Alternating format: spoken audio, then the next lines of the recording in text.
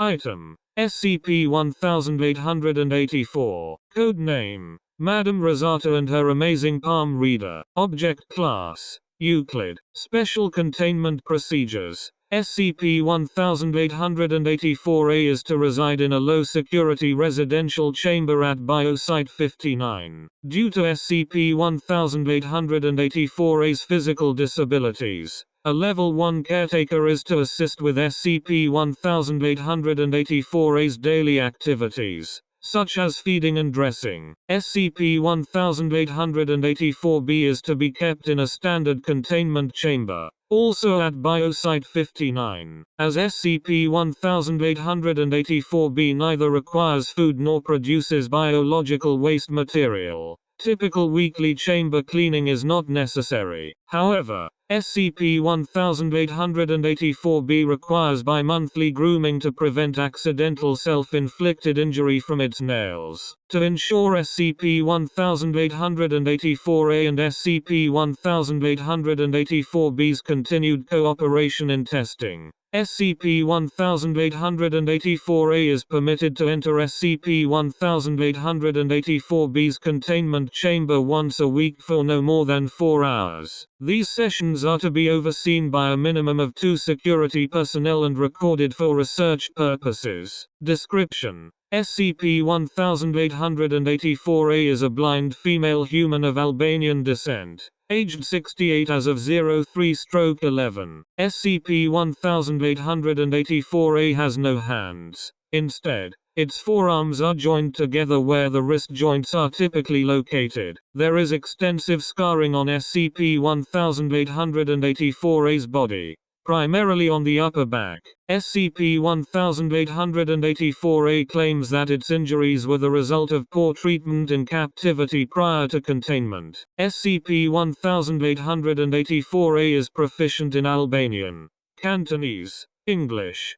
German, Japanese, Mandarin, and Modern Standard Arabic, and has rudimentary knowledge of Hindi, Portuguese, Spanish, and Swahili. SCP-1884-B is a single living organism composed of 932 hands attached at the wrist to a central mass of oblong flesh. 929 of the hands are identical, consistent in appearance with the hands of an elderly female and bearing genetic similarities with SCP-1884-A. The remaining 3 appendages appear to belong to an adolescent human male, an adult human female, and a Bengal tiger, respectively. SCP-1884-B's skin is of the same thickness as that of a human's, but substantially more durable and resistant to minor injury. Every 8 to 10 months, SCP-1884-B will molt, shedding its skin in a reptile-like manner. SCP-1884-B is docile if unprovoked. However, if one or more of its hands is intentionally severed, significantly damaged by an organism possessing hands or similar appendages,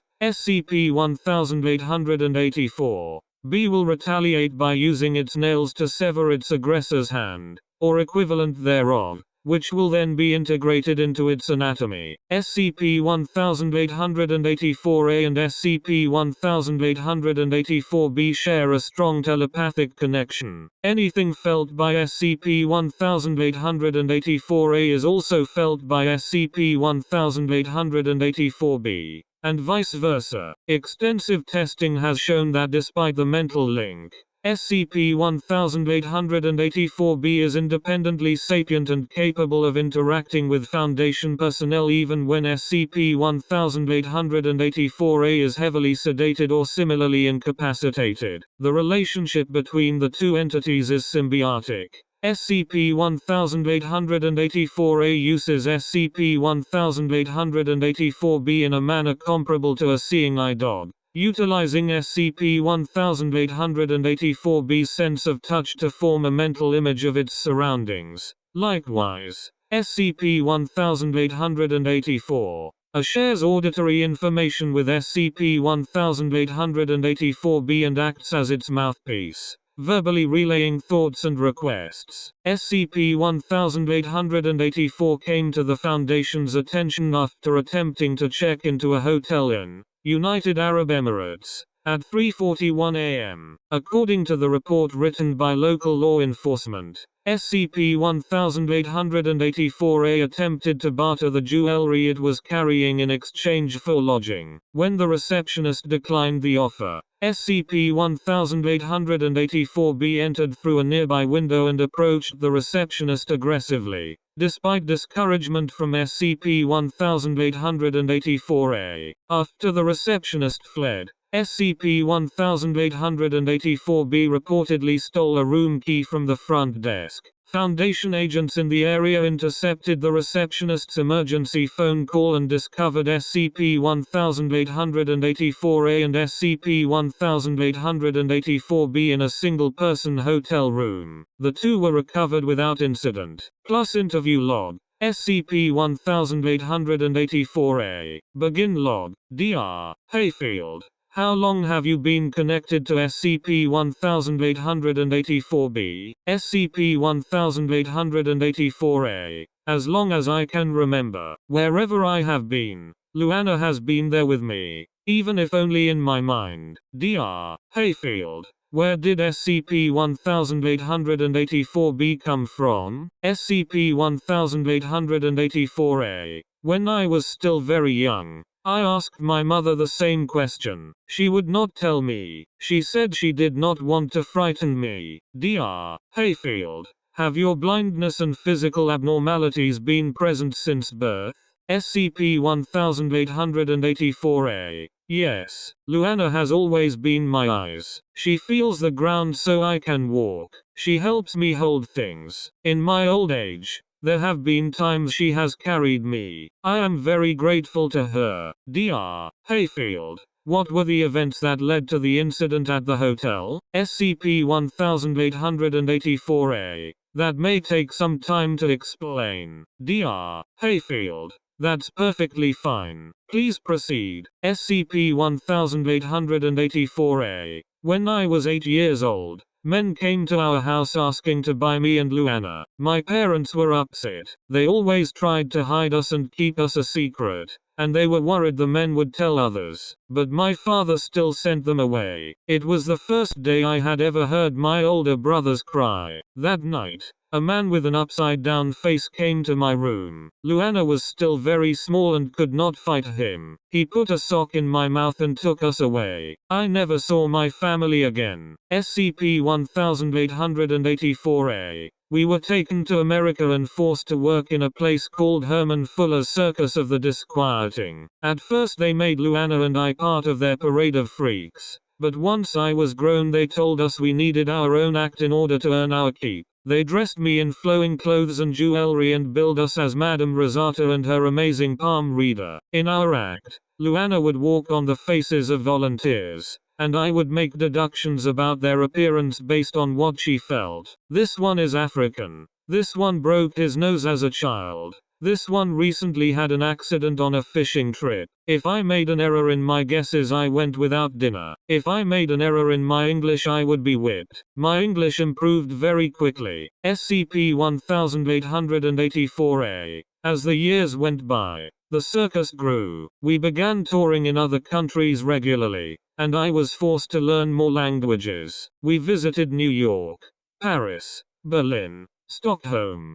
Tokyo, Beijing, and more small cities than I can count. We were told how lucky we were to be part of the circus, to be leading such glamorous lives. Glamorous lives. We were always underfed. We slept on the same foam mattress for 30 years, and not a week went by without me receiving abuse of some kind. Even when Luana tried to rebel, I was the one who was whipped. My skin is not as strong as Luana, and we both feel more pain when I am hurt. You see my arms? All these scars are from the circus. I received this one when I misused the word competent. This one, I confused a Roman nose with an aquiline nose. And all these here are from when Luana first tried to help me escape in 1944. We never attempted escape again until that night 2 weeks ago. SCP-1884-A. I had always discouraged Luana from trying to escape. Beyond my fear of being punished,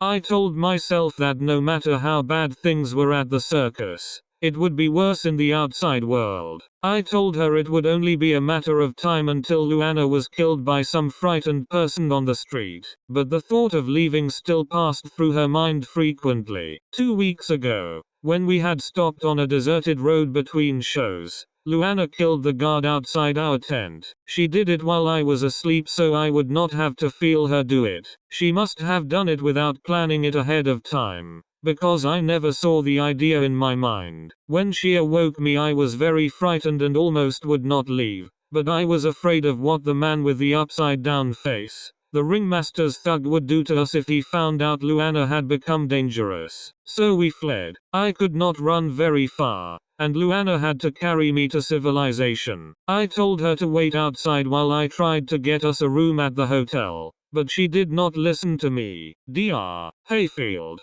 I see. I think that's all the information we need for today. Thank you for your cooperation. SCP-1884-A. You are very welcome. I am very grateful to be here. Your people treat me very well. I wish I could be with Luana in person more often, but she is always with me in my mind. End log. Note. Subsequent investigations into Herman Fuller's Circus of the Disquieting have found no evidence that such a group exists. Plus interview log. SCP-1884-B. Forward. With assistance from SCP-1884-A. Dr. Selman was able to teach SCP-1884-B to read Braille and communicate by signing letters of the alphabet. The following is a one-on-one interview between Dr. Selman and SCP-1884-B. Dr. Selman used a Braille printer for his queries,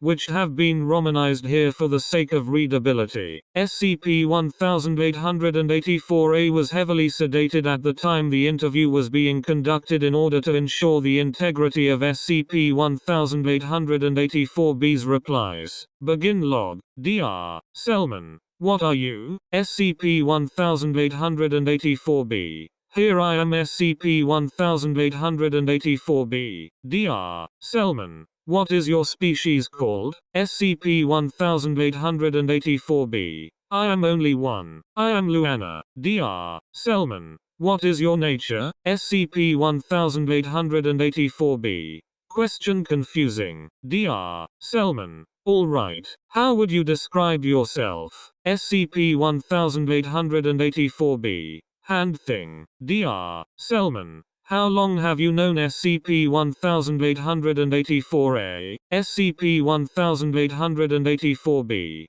Our minds have been connected. Sick. Ever since my first thought. Dr. Selman. Where did you come from? SCP-1884-B. Ask your parents. Dr. Selman. Please remember that this is a serious interview. Where did you come from? SCP-1884-B. I don't know, but I remember it was wet. Dr. Selman. How would you describe your captivity in the Circus of the Disquieting? SCP-1884-B. SCP-1884-B raises the middle finger of every hand not being used to support its weight. Dr. Selman. Kindly expound on that, in words, if you would be so kind. SCP-1884-B. We were treated very badly, punished always. They could not hurt me, so they hired sister to hurt me. They are crooks. They are always hurting people. Dr. Selman. Who else did they hurt? SCP-1884-B. Other acts, and sometimes peanut gallery. Sister always heard screaming from other tents late at night. No one would tell us why. Dr. Selman. SCP-1884-A stated that you were the one who instigated your escape. What led you to make this decision? SCP-1884-B. She was afraid to try, but I wanted a better life for her. They hurt her too much for too long, and then we had the perfect chance. Dr. Selman. I think that concludes our first interview. Thank you. SCP-1884-B. SCP-1884-B. Wait, may I have Braille books please? I am lonely and bored. Dr. Selman. I will put in a request. End log. Note. SCP-1884-B was later provided a limited selection of literary classics. In subsequent interviews, SCP-1884-A and SCP-1884-B noted their favorite works as Pride and Prejudice and Wuthering Heights, respectively.